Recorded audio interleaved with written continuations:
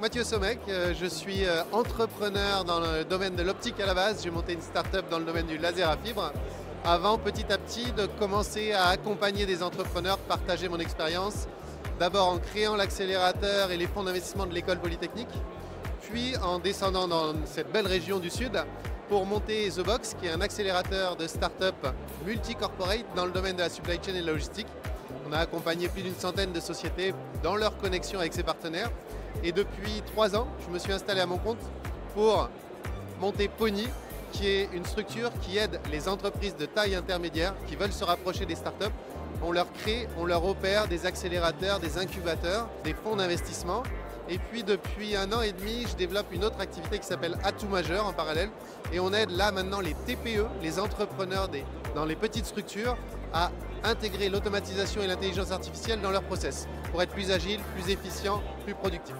Je m'appelle Alexandre Bellitti, je suis Schema 2011. Je suis également fondateur de la société Clini, qui est une entreprise de propreté innovante, qui est l'une des seules entreprises Bicorp, dans un secteur un peu vieillissant et qui mérite un petit coup de polish. Je suis David Fricki, alumni de Schema 2018 et cofondateur et CEO de Moza.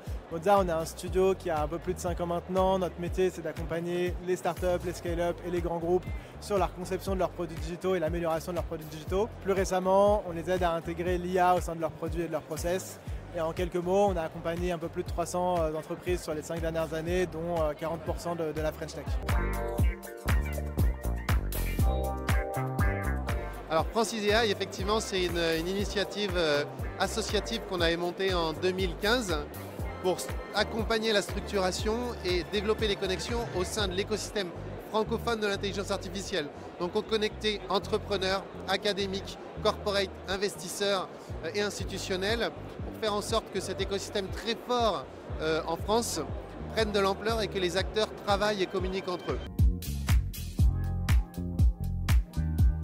Je suis board member de la French Tech Grand Paris et je viens là pour signer la charte des plus de 50 ans, dont on voit le stand derrière moi. Ravi d'intégrer le board de la French Tech également. Je viens à Vivatech déjà pour rencontrer nos clients parce qu'une bonne partie sont là. Évidemment, rencontrer toujours plus de prospects et ensuite essayer de s'inspirer aussi sur les tendances de demain pour comprendre où vont nos métiers et où vont les métiers du digital de manière générale. Notre cours, c'est Business Opportunities in AI. Donc l'idée, c'est d'approfondir les sujets de l'intelligence artificielle et de l'entrepreneuriat pour faire prendre conscience des opportunités qu'on sait très nombreuses, mais qu'on peut aller creuser quand on a envie d'entreprendre en s'appuyant sur l'intelligence artificielle. Je donne un cours qui s'intitule Scaling a Startup, qui vise à donner de l'information aux élèves sur comment passer une startup de 1 million à plus de 100 millions. J'ai la chance d'enseigner le cours en Product Management à Schema depuis cette année.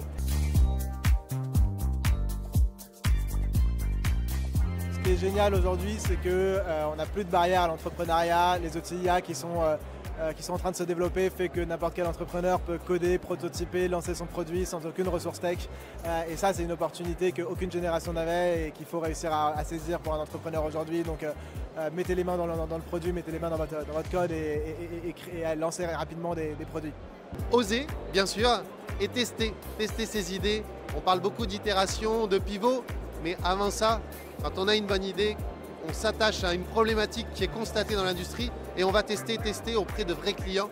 Parce qu'on est toujours convaincu d'avoir une bonne idée, mais il faut la tester pour valider et effectivement passer du temps derrière dessus.